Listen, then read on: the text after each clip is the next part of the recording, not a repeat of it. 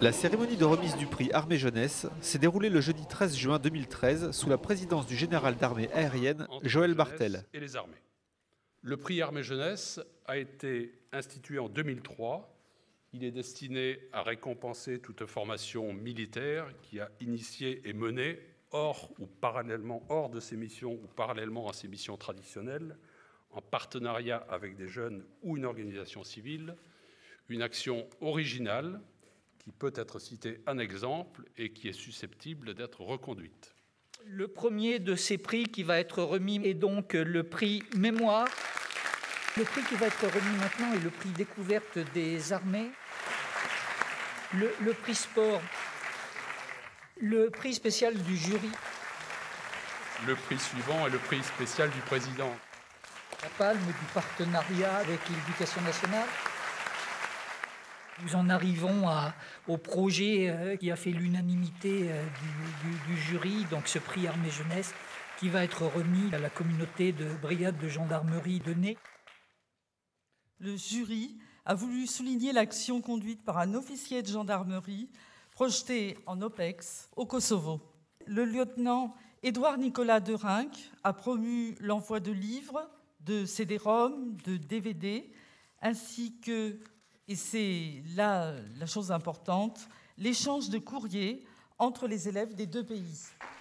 Comme chaque année, les prix sont décernés en présence des lauréats, accompagnés des représentants des unités et organismes militaires de métropole et d'outre-mer.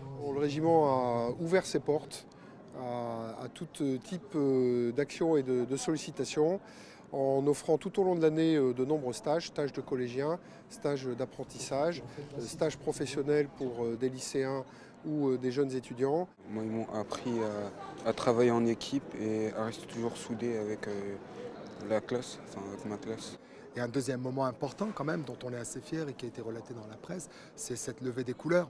La levée des couleurs, c'est un moment assez unique. Comment aujourd'hui des jeunes qui sont à l'école, mais des jeunes qui vivent dans les quartiers populaires, peuvent se retrouver dans une situation où ils sont face au drapeau, ils sont face à un moment très solennel et dont ils mesurent le poids, la charge, le sens.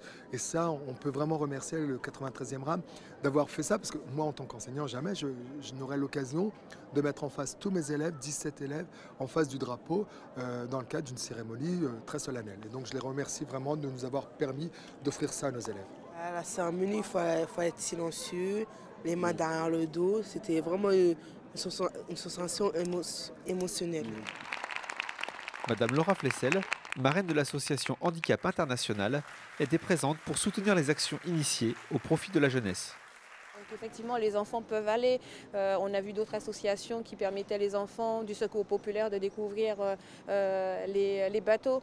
Mais en l'occurrence, les enfants handicapés, eux aussi, ils ont besoin d'attention, de cohésion, de ferveur, d'amour.